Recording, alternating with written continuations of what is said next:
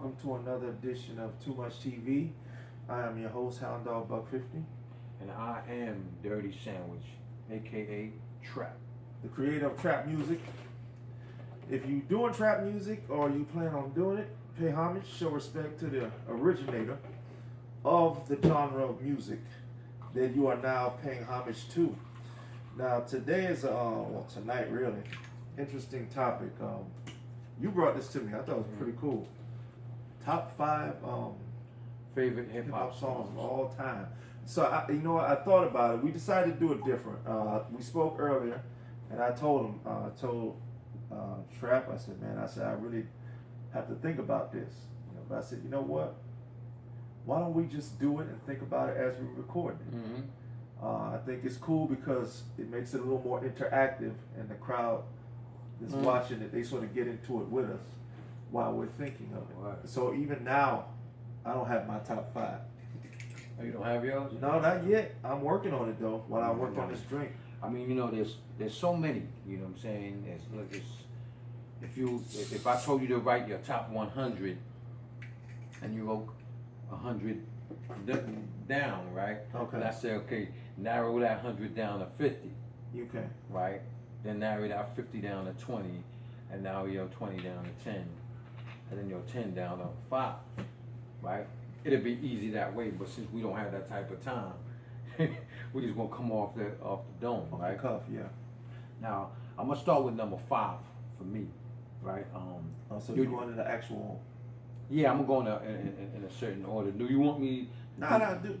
You know, however you do it. I'll do like I'm gonna do one, you do one. Now, go ahead, You know do your what I'm whole Okay, 5. Yeah. my whole 5. My first one. I think we should go back and forth. That way, you get to speak, and or do you want to elaborate on? I see what you're saying. Like, I mean, for me, I don't know if I'm trying to think. Do you got one? I got a couple. Yeah. But for me to say to count it down and say this one is number 5. Okay. Well, I'm going down. I'm doing like a countdown: 5, 4, 3, 2, 1. Because I already know what my number 1 is gonna be. Okay. You know what I'm saying? So my number 5, top 5, my favorite hip hop songs. I got 5. My number 5 is Biggie's "Give Me the Loot." I love this song because it was the first time where it was a story, number 1, right? About them trying to rob some cats off the street, you know what I'm saying, and rob their car and the whole 9. And the way that it was put together, it was ingenious. It was clever. It was a very, very clever. Where Biggie was the younger him, and he was playing himself at the same time, and he was going back and forth with the cat, like, you know what I'm saying? But in a way, it's kind of like his conscience playing with itself, and then at the end they have a shootout with the police and the whole 9. And from the beginning to that, you hear the music and the way it starts off and it goes into its thing, man. It's like it was a very ingenious song. That "Give Me the Loot," like that's one of the songs that as soon as I put it on, you can't stop listening to it because it's that good, And you got a lot of funny parts in it too, like when he said, "Give me you got to give up your door knockers, and if she don't give them up, block her."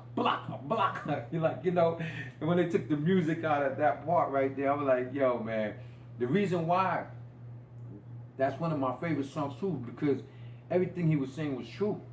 Growing up in Brooklyn at the time, that's what cats used to do. They'll rob you for your goose down, your sheepskin, your bamboo earrings.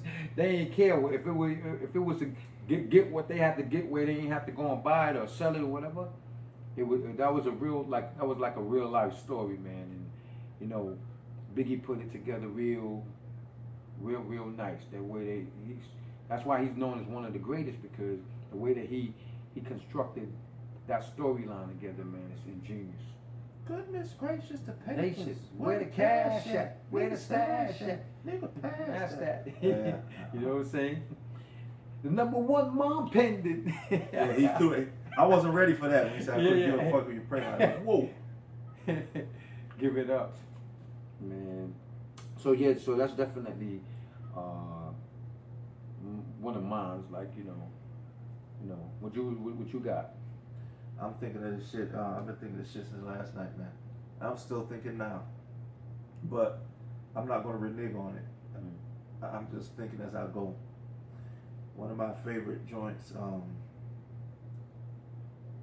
if I had to say number 5, it's one that's gonna catch some people off guard. It's gonna catch people off guard in 2 ways. One for the generation gap, and then 2, it's gonna be a lot of people like, you picked that one that do know. I'm gonna say Go Stetzer by Stetzer Sonic. Yeah. That song, certain songs got an element to it that you can't really explain. Exactly. That song has a element that's undescribable. I always like that song, man. And it created one of the greatest voice samples.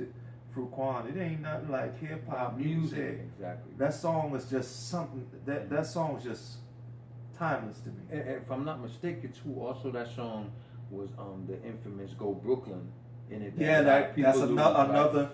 Yeah, it spawned off a lot of hip hop. Blood DNA spawned from that song. That's what I like about it. That go. You right. That Go Brooklyn. That a lot of people. Yes, you're so true. You're right about that. It spawned a lot. Cause I hear that in a lot of songs. The Go Brooklyn. I mean, even LL used it in the one when he was talking about the girl from Queens. She was straight up Brooklyn, but she was from Queens. Oh, just doing it well. Yeah. The Go Brooklyn, go. It was in the background, like you know what I'm saying. Yeah, Go Stetzer. That's a classic, man. That whole album was a classic. Yeah, On Fire. Yeah, On Fire. Some people don't like the way that LA walk. I mean, and they were a hip hop group that didn't get a lot of props after '86. Yeah. You know what I'm saying? They came out with that one album, but there were so many people in that group. You know what I'm saying? Because Pt1 went on to being in the Grave Diggers. Then you had Daddy-O. Then you had Prince Paul, who went on to be a great producer. You know, so you had a lot of casting. Wasn't that DMX? With the beatboxer, what was his name? DBS, something like that. Wise. There was a whole bunch of them. Because they had 2 joints. The second album had Sally. And talking all that jazz and all that. Well, see, the era I came in, I thought it was all one album, but you're right. Now that you mentioned it, I bought both of them. That's how I know. Yeah, it was 2. You know what I'm saying? Because they came out the same time that Public Enemy came out with Yo Bum Rush the Show. So I remember because it had that anything previous to Eric B and Rakim. That's how I break down the timeline. Okay. Anything previous to Eric B and Rakim was just drums. Samples wasn't really like in yet, but you hear a lot of dang, right? But when Eric B and Rakim dropped, that's when the sample era really started. The doom doom doom doom doom and the playing of the music. You know what I'm saying? So and then plus it's Marley Marl. I think the bridge is one of the first. For me now that we're going on to, but like what since we're going on to my number 4, that would be the bridge. Since we're talking about Marley, the bridge for me, even though it came from Queensbridge and I grew up in Brooklyn, that song, right, was in every single hood. I don't care if I went to Queens, Manhattan. Whenever you heard that,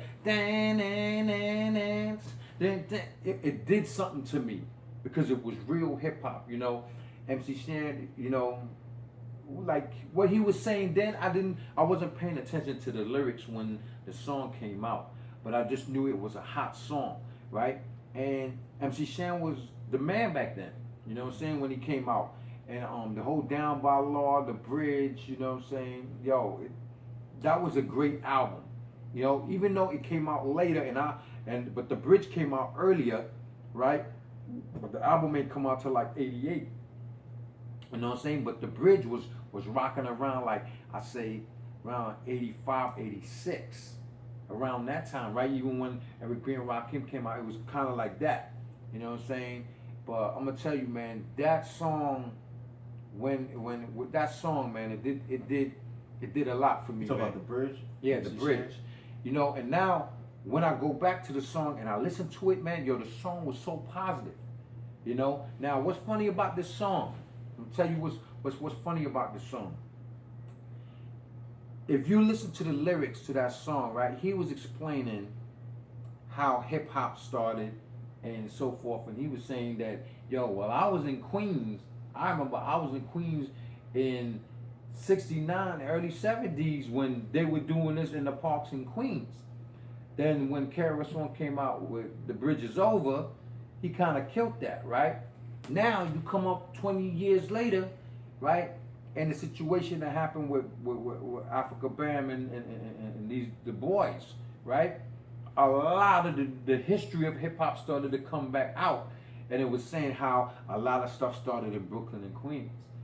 But we've always given credit to it starting in the Bronx because Kool Herc, Bam, and Flash was they call them the founding fathers of hip hop, right? But you had Grandmaster Flowers in Brooklyn that was doing it way before any of them. You know, I remember in '75, I used to see boom boxes in the Brooklyn parks, in Ditmas Park, in Lincoln Terrace and stuff. At '75, I remember this. So when they say that it started in the Bronx, and then now all these stories are coming out, like, no, these things have been happening way before its time. When I came to Miami, they had boom boxes, the ghetto style DJs and Southwest DJs. They had the big booming system, you know, from back then. So, you know, when the Bridge came out, man, I was like, and when you listen to what he's saying in it, he's talking about how when he was young and he used to come outside into the park. Now it makes kind of more sense. Now that song, The Bridge, now holds more weight to me because it looked like he was telling the truth. You feel what I'm saying? And I can't take nothing from it because he was saying it. He said that back in '85, '86. Okay. You know what I'm saying? So The Bridge is definitely, that's a classic. I wish I had that instrumental and just played it all day, just loop that. I don't know. I always had a thing for that little sample. Yeah, that sound. Yeah, because they actually showed it. Yeah, how Marley Marl did yeah. that. Yo, that was man, that was fantastic. He did that. Yeah, he did. There's some certain sound loops just got a certain thing to it. Yeah, you can't really explain it. And you know, that was the early part of hip hop when we started sampling. I think Marley was one of the first ones that kind of did it the way that he did it, and he pioneered, you know, for every cat after him to sample, you know, because when we were using the SP12 with the big disc like that, you were only able to sample like 2 seconds on each pack. Much. Yeah, right? Not much. Then when the SP1200 came out, you were able to kind of play with it a little bit. When that MP came out, you were able to sample like a good 5-10 seconds of a track. And then when the 2000 XL, man, you were able to sample like the whole damn record. Yeah. You know. Yeah. Yeah. So what song you got? Oh, that was my number 4. Oh yeah, and the Shan had a joint called Down by Law. That came out either '88 or '89. Because it was on the album. Yeah. Yeah, that was his second joint. Mm-hmm. We had talked about that one time. The first joint, the joint with him wearing the red Kango with all them joints on it. With the song with TJ Swan, the slow song. That was '86. Yeah, it was '86. Yeah. You know what I'm saying? But I remember it was '86, but cats will tell you different. And when they pull out the album, it says '88. You know what I'm saying? But that's some Mandela effect thing we ain't gonna get into right now. But yeah. But and mind me, I'm just thinking all these joints as I go. If it was top 20, it would be easier. But it's top 5, so I just gotta think. You know, number 5. I did 5. You did 5. So I'm doing number 4 now.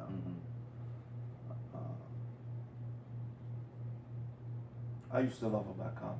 Woo! A good one. That's a good one. It's it just sort of describes in a nutshell what hip hop is about. And if I hear it now, I still like fuck with it. Yeah, that one holds true to this day. It like he should do another one. You know what I'm saying? To continue where it left off at. You know what I'm saying? Because I think when he did that, hip hop was only like almost like 20 years old. So from that point on, I think that came out like 95, right? I think it was a little earlier because it was on his Resurrection album. I know his first album came out. No, the first one was about yeah, a dollar. Yeah, Could I borrow $1? Yeah, and the second one was I think Resurrection was the second one. Yeah. So that might have been like 94 or something like that. Because his first one came out like 92. Yeah. That was when he was real backpack rapping. He was like, bye, bye, bye, bye, bye. He used to rap crazy.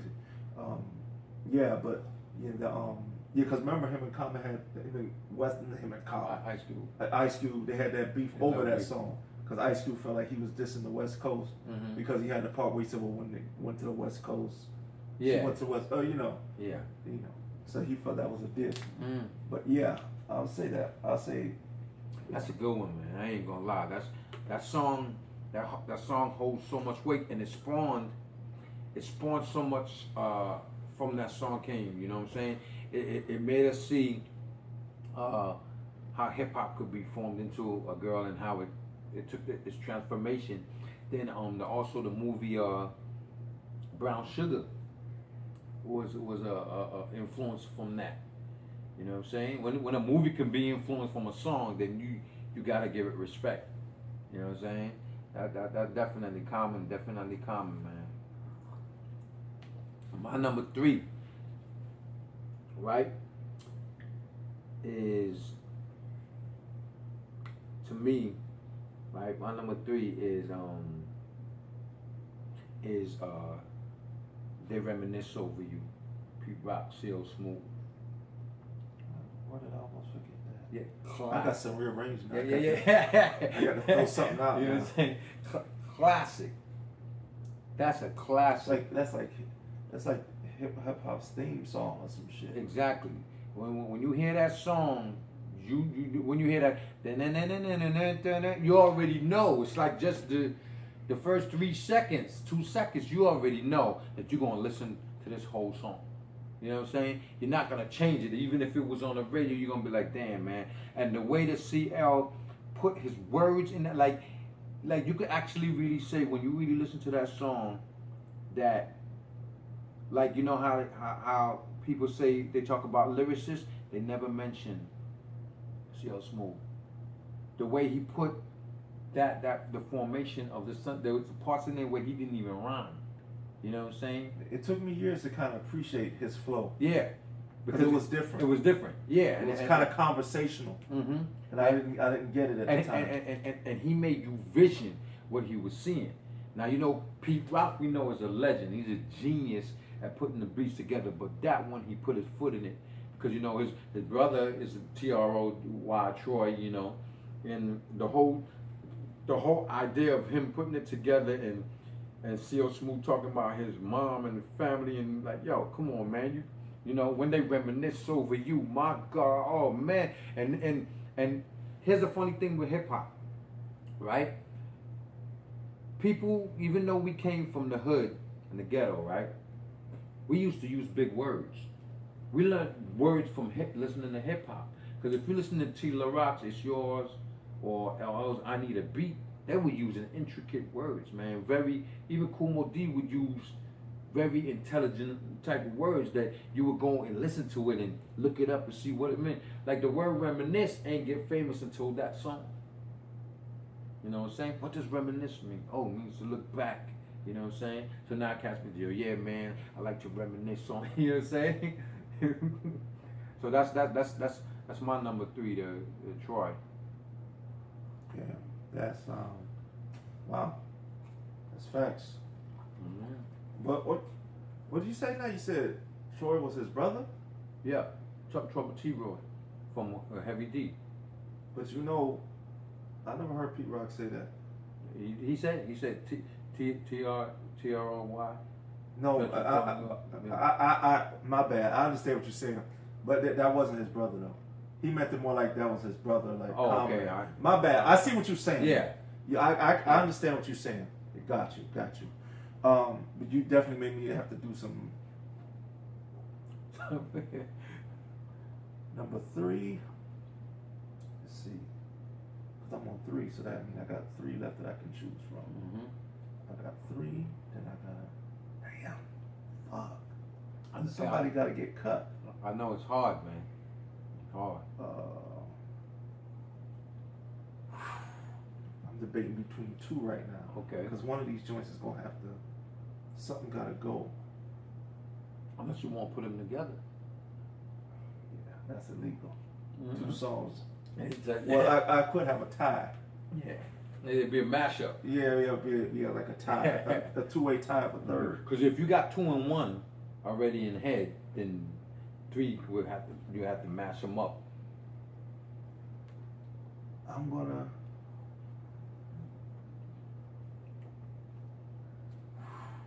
gonna do a 3rd, a 2-way tie. But I'm trying to figure out figure out which one is I'm gonna leave, because one's gonna go up to number 2. So I'm trying to trying to figure out which one is gonna be it's gonna lose out and get the tie. Okay.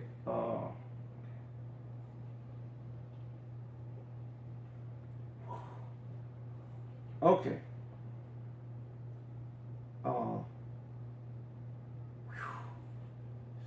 Even though every time I think I got it, I don't got it. Okay. All right. 2-way tie, the 3rd. Okay. It Takes 2 in the show. I could agree with that. They're so even. Mm-hmm. I can't really take one over the other, but they so long lasting. The effect. Yeah. For all these years, I mean, look at Dougie Fresh. He's made a career. Yeah. Off of that song. Yeah. He had other shit, but that was like his twist. Yeah. For Chubby Checker, that's his twist. Exactly. He's made a living off that song. And the song still, you can play that at a party, people still gonna get you. Exactly, and It Takes 2. It Takes 2, motherfuckers know.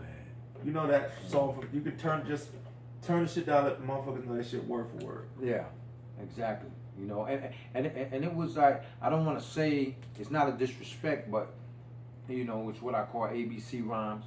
You know, but it was easy to. It kind of worked out. It was kind of a blessing in disguise that he did it that way. He did it way, exactly. You know what I'm saying? That song was, when you look at it, it wasn't meant for him to put a Cool G Rap touch on it. Nah.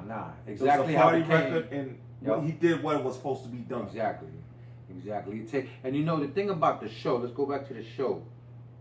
When the show first came out, there wasn't a song like it. You know what I'm saying? That was a different type of feeling when it came to hip hop, with the beatboxing and the music and the storytelling and at the same time, you know. Produced by Teddy Riley. Exactly. You know what I'm saying? Which was, we didn't know what he was gonna become. You know what I'm saying? And I was like, wow, like look at this right here, man. And that was like, I think that was like, believe it or not, I think that was 86. Yeah, 85. You 85. know why I remember? Because I was a freshman in high school. Yeah, me and too. when Homecoming hit, it's like, it definitely has a certain sentimental value. Because Lottie Dottie came out first. Yeah. Yeah. So that was 85. I knew Lottie Dottie was 84, like end of 84, beginning of 85. That I know, right? And then when the show came out, man, that was the song of the summer. That was the song of the year, actually, for hip hop. Like if they didn't have a hip hop Billboard chart yet. Like hip hop didn't hit billboards like as of yet. It was just getting on top 40 and things like that. But that song, hood-wise, you heard it everywhere. You know what I'm saying? You know, because the Inspector Gadget thing. Yeah. I never chasing with my Chevy on 6 minutes. Yeah, 6 minutes like a rush on. That was kind of like one of them songs. It was an unwritten rule. You couldn't, if you was at some type of party or function, I don't care how much you wasn't into that dancing, you had to kind of at least look like you wanted to move. Oh man, you look like a real lame when that joint came on. And you know what's funny about the show? Like that was the era and the time when the style of the golden era of hip hop started to come alive. Because what started to happen was, you know, cats would have you would get the Caesar cuts with the thing, then they started to let the hair grow, started fading the side. The high top fade started to come in at that point. That was the point when it started, and it started to come in like, and then the big chain, it started to come in at that level. You know, it wasn't until like '88 when when Tribe Called Quest, or actually Jungle Brothers came in '86, and they kind of bought in the medallions. They bought, they bought the medallions, and now a lot of cats were already wearing medallions who were conscious, but they made it famous by bringing it and wearing it. Then that went into the native tongues and the whole nine, right? That's a whole nother. We could take from them too, but yeah, that definitely the show and It Takes Two. I'm glad you meshed those together. That's I could go with that. I can go with that. It Takes Two. What's funny is that right? That's the Bismarck sample. So I'm surprised, because he was in the video too. You know what I'm saying? And the fact that Rob Bass, it was one of them videos that was just like, it looked like it was just put together with your camcorder, you know what I'm saying? But it was so hot that you couldn't even take away from it because there were so many people that were involved in doing the dances. See, the thing about back in the day is when we did a video, right, we made dances to the song, where now if those dances were on the video, we'd all be copying it at the house, and then when we go to the club, we would do those dances to that song. You know what I'm saying? They don't dance no more, man. I don't know what's going on with this generation, but yeah, cats don't dance. It's a lost art form. Yeah. So yeah, but those are two good ones. So my number two, I think that this. What was your 5 through 3? My 5 through I forgot, man. I'm just going through the motion. I think it was man, I don't remember, man. You know what I'm saying? So much for a recap. Yeah. We're gonna have to rewind it to recap, right? But my number 2 is basically one of the greatest MCs, rappers, lyricists of all time. And I think that this specific song here,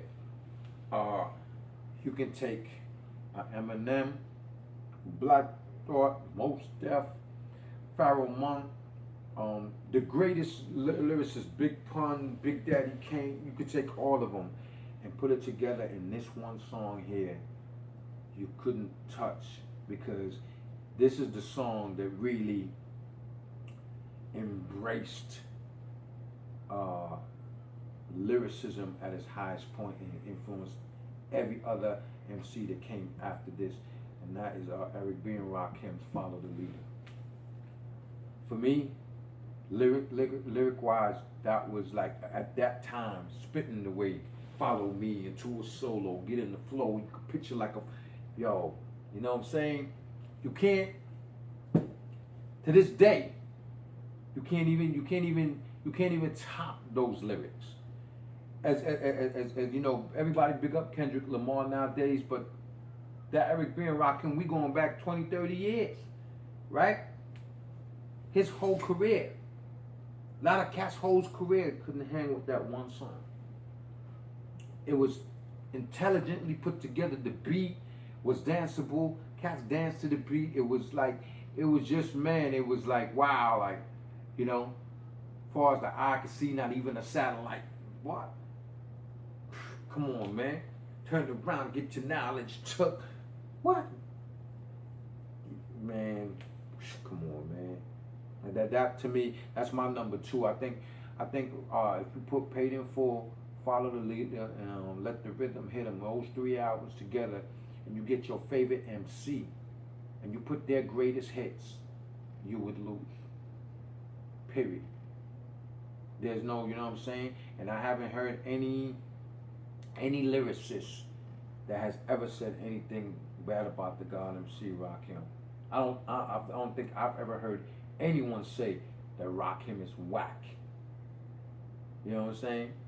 Maybe like some of his newer stuff they don't really favor, but when you're talking about the godfather of lyricism, man, I call him the godfather of lyricism because what he did for the game and what he contributed to the game, you can't copy. You know what I'm saying? It's like, that's just one of those brothers, like, Rakim's the God. They call him the God MC because he did a lot for the game. First, he's the first rap group to get $1 million deal, right? First First cat to introduce hip hop to Islam. You know what I'm saying? First cat to bring lyricism to the game the way he did it. You know what I'm saying? First cats, I think, if I'm not mistaken, they're probably the first cats to have a lot of James Brown samples. That started that whole 86, 87, 88 era of sampling James. You know what I'm saying? I'm telling you, man, like that Eric B. and Rakim Paid in Full was is a classic to the point where if that was the only album he ever had, he would be like my number one. You know what I'm saying? But because he had three solid albums, we know, and even the solo stuff. If you read, like, some cats will put out solo stuff, right? And you may not like it now, but let's say they pass away, then you go back and you be like, oh damn, yeah, he was saying some shit, because you know you start listening to it at that point. But I'm telling you, man, that's Follow the Leader, man. One of the greatest songs ever written. Your number two? So I had Ghost Stetson. 5, I had Used to Love Her, number 4. Mm-hmm.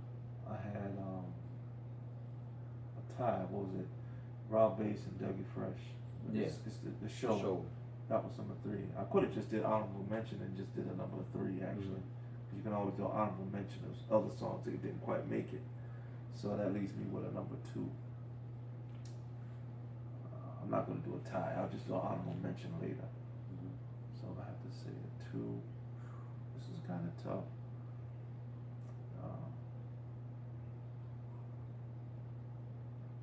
Damn, I don't want to do it to him because it sounds so good. You gotta think about Somebody it. got to lose. I hate that. Yeah, somebody gonna have to lose this one. Yeah, I don't want to do. I don't want to do a tie. I don't want to do a tie. I'll do an honorable mention and mention some other joints when we're done. All right. Number 2. Milk is chillin', Giz is chillin'. What more can I say? Top billin'. That's how we get it. Got it good. And if you understood, would you? Timeless. Oh man. Yeah. You know what I'm saying? I couldn't do a top. That just came. I'm glad as we talking that joint came into my head while you was talking. Yeah. Number 2. Yeah, number 2. I wanted to give it number 1. It was so close with the other joint. And you know what's funny? That was gonna be my number 5, right? But you know what I'm saying? I had to replace it with something, you know. But definitely, I'm glad you said it, you know, because I was gonna put it in mine. That was gonna be one of my honorable mentions. Okay, that was gonna be an honorable mention for me. But since that's your number 2, that's out of my honorable mention. You know what I'm saying? Which is it can still be because it's not in your countdown. Nah, but I have other ones. Yeah. I see what you said. You just don't want to touch it again since I spoke exactly. About it. I got you. So, but that's Milk, man. Yo, that right there, classic straight beat. No sample, and that's also another song that used the Go Brooklyn in it. Yeah. You know what I'm saying? By itself. Yeah. Go Brooklyn. It was very simple but stripped down. Exactly. Version of it. I think Stetson used it and they used it. I don't know if he got it from Stetson or Stetson got it from him, because I think that came out kind of around the same time kind of too. I think they came maybe like 87 or something. Yeah, 87, yeah.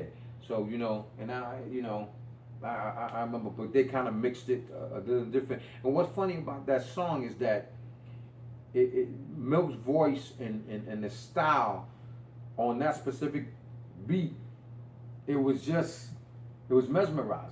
You know what I'm saying?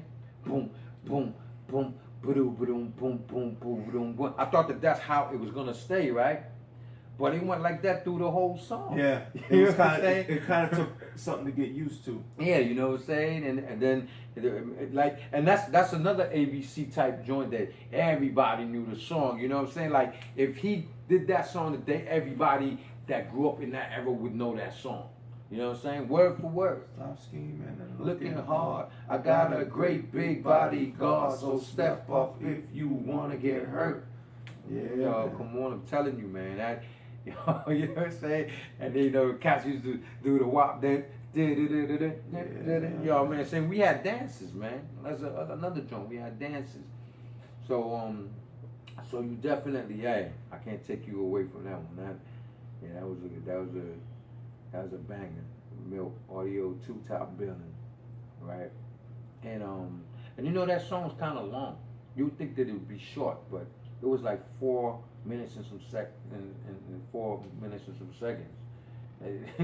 Pretty long for a song back there. You know what I'm saying? But or actually normal for a song back then. But my number one, let's go to my number one. It's a shame you don't remember the other joints. You could have. Man, look here. I forgot. Get you some focus factor. Yeah, I forgot what they were. Yeah, but my number Please don't let it be number 5 because you don't remember. You might name the number 5. Nah. This one, this is my favorite hip hop song of all time. Hands out. Hands down. It's in my phone. It's wherever I play this song. There's not a day goes by I don't play this song. I play this song every day. You know what I'm saying? And due to the fact that it's I think next year it's gonna be like 30 years old, actually, right? But hold on, it's gonna be 30 years old next year. Yeah. So it came out in '88. Yeah, about 88, 89. About 88 came out, right? But it was a group. Yeah, it's a group, right? About Brand Nubian. Oh. Right. The Wake Up reprise mix version, not the one that's on, not the dummies mix, but the reprise one, right? Mm-hmm. The one that where they sampled Roy Ayers' Sunshine. Oh, that's the one they had. Isn't that the one they had for the video? Yeah, the one they had for the video. But on the album, it's a different one. But then they had this one on the side of the record, right? Yeah. But yo, this song for me it's like one of the greatest. To me, it's the epitome of a rap song. Why? The beat, number one, straight up danceable track, right? The chorus, no joke. Well, actually, the sunshine, ding, ding, ding, ding, everybody in the sunshine, right? That, if you remember Roy Ayers growing up, that was the song. You know what I'm saying? And it had that feel. It gave you that feeling. But when they made it into a hip hop track, and then Grand Puba did the whole rap, and it was all like 5% lessons, like, you know what I'm saying, from the beginning to end. But it had so much substance in it that there was nothing he said in the whole song that wasn't true. 30 years later, you listen to that song today, it's the exact same thing. It ain't nothing, you know what I'm saying? You know, when he say, move on, black man, move on. You gotta, killing our babies, that ain't right. Trying to get a job, that ain't right. You know what I'm saying? Like, when you listen to the whole thing, if you understand 5% lessons, then you'll understand that was like, wow, you know, that's a big banger, you know? That one hit me hard because one of my favorites, because when Rakim brought into the 5% Nation into the game, right? Brand Nubians, they were that, and they represented the 5% to the fullest. You know, even to this day, when Lord Jamar did his solo album, it was 5% all day. You know, and for y'all who not familiar with the 5%, it's a sect of that came from the Nation of Islam, you know, from the Honorable Elijah Muhammad through Clarence 13X, right? That took the lessons to the street and then said that, hey, these brothers need to have it too, you know, boom. And I'm glad that happened because, you know, it woke a lot of us up. If we didn't get those lessons, because when in '84, I got into the 5% lessons. So by the time Rakim came out, when he said all praise is due to Allah and that's a blessing, I was like, yo, he said Allah, like, you know what I'm saying? Like, we were like, boom. But only cats who understood that knew when he dropped, we were like, oh, shit, one of us made it. You know what I'm saying? So when Brand Nubians came out and they dropped that whole, man, look here, I was like, man, it's the epitome of a rap song. Substance, flow, delivery, beat, chorus, the whole nine. It's like that's what a hip hop song is supposed to be. Period. You know, and that's one of my favorite songs of all time. You know, that's a song that I wish I could remake myself and then just dedicate it to them and redo that whole video just like that. That's a goal of mine, man, to redo that whole thing. You know what I'm saying? That would definitely make me feel good, and it would be a dedication to them, you know, to Brand Nubian. Cause I don't think a lot of cats like really to show honorment redo one of their songs where it sounds good. You know what I'm saying? It's saying, but it has to sound good. Gotcha. You know? Gotcha. Yeah. So you got what's your number one? Well, 5 was Go Stetzer. 4 was Used to Love Her. 3 was Dougie Fresh and Rob Bass. 2 was Top Billin'. The first one, I was kind of between Top Billin' and that one, and I was like, I couldn't. It was hard to kind of trump it because it's been so much of a landmark, if you will, in hip hop. I gotta go with Troy, man. You can reminisce, man. Oh, Reminisce? Yeah. Okay. That is that's definitely timeless. Yeah, timeless piece, man. That horn comes on, that pretty much says it all. Oh yeah, you can't take nothing from it. No doubt about it. Yeah, because they reminisce over you, my God. And then there was some other ones that. What's your honorable mentions? It's a lot of honorable Yes, mentions. it's a lot of. Let's do 3. Eric B for president.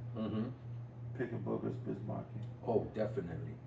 It's the lyrics are downright gross, but it's just Yeah. that fucking beat. When Yeah. that beat comes on, it's over. A third would be let's see, what would I have if I had to choose a third honorable mention? Let me think. And I had another one right on my head. Let's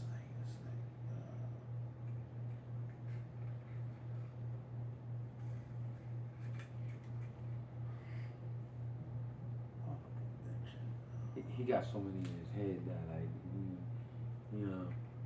Yeah, man. You know what I'm saying? That's the thing about it. Greg N-I-C-E, Greg N-I-C-E. Yeah. Greg Nice has got to be the show shot. Nicest move has got to be the show shot. Greg Nice, Greg N-G-E, dropping them bass so we rock. Oh, Dwick, oh yeah, man. Dwick Could have been in the. Yeah, Dwick. Dwick's the joint, man. Yeah, that's I heard every time I hear that shit, I gotta bring it back. That shit be crazy. As a matter of fact, man, you know what? That's whew. You're gonna walk back memories, man. That Dwick, man. So my three honorable mention is my number 3 would be actually name off some more. Yeah. What would definitely be the Symphony. You know. Yeah. The Symphony, Method Man and Mary J. You're All I Need. Okay. The video version. Yeah, because I like that version, but the Biggie sample one is what everybody plays. But I like the video version. I like that dan. Okay, you like that version? Yeah, I like the underground grimy. Yeah. You know what I'm saying? I like that version. The other one is nice too, but you know. Yeah, the I one like that became one. more popular through the video. That's Exactly. What like. Gotcha. Yeah, and then what was happening? Just trip on my tongue. Damn, what was that song? It was right there, man. Raw, R.A.W. Big Daddy Kane. Raw. Yeah. That's an honorable mention. Yeah. Definitely. I couldn't leave out Big Daddy. Not also mention Cool G Rap, because I usually put Big Daddy and Cool G together because they came out around the same time. You know, the Road to Riches, and then they came like, yo, you know. I think they all came out in '86. Rakim, Kane, and Cool G. You know. The honorable mention is The Road to Riches is shit. You know, there's a lot of honorable mentions, man. Like, you can go on and on. You know what I'm saying? But there was one, man. you know, because there's so much, like, we didn't even mention Tribe Called Quest. They got War Tour. You know what I'm saying? Electric Relaxation. The whole De La Soul. De La Soul. You see what I'm saying? Native tongue in general is just, you know what I'm saying? I mean, you know, you gotta understand, you gotta give the Jungle Brothers a lot of respect, because Girl Out House You was the first house song on a hip hop record. You know what I'm saying? And it was, and from what the story was it was the last song on the record, and ended up being one of the first singles. You know what I'm saying? Like from House music, all that. no, and it blew up. But you know, the thing with hip hop is, even though we did hip hop, we would listen to slow jams. We listen to house. We listen to reggae. Everything was incorporated. You know, R&B. All of that was hip hop. We couldn't go to a hip hop club and not listen to none of that other stuff either. We listened to everything. The '80s music, you know. With Rick Astley, Give You Love. English dude, but when he sang, he sounded exactly. American. We listened to all that stuff. Cause when MTV came out, that's what we was doing. We was into music. You know, we ain't discriminate. We listened to Madonna. We was listening to I forgot what's that group, Harlem Notes. Remember there was a song called My House in the Middle of the Street. Yeah, Our House. Our House. Yeah. I forgot the name of the group. Yeah, I forgot the name of the group. And you had Men at Work. The Land Down Under. Yo, we had great music in the 70s and 80s, man, that incorporated into the hip hop, that where even though the hip hop was our thing, we would still listen to that music, and everybody had fun, man. It was beautiful, man. There's so many honorable mentions, and I know that y'all out there, man, y'all got y'all top 5 favorite songs of all time.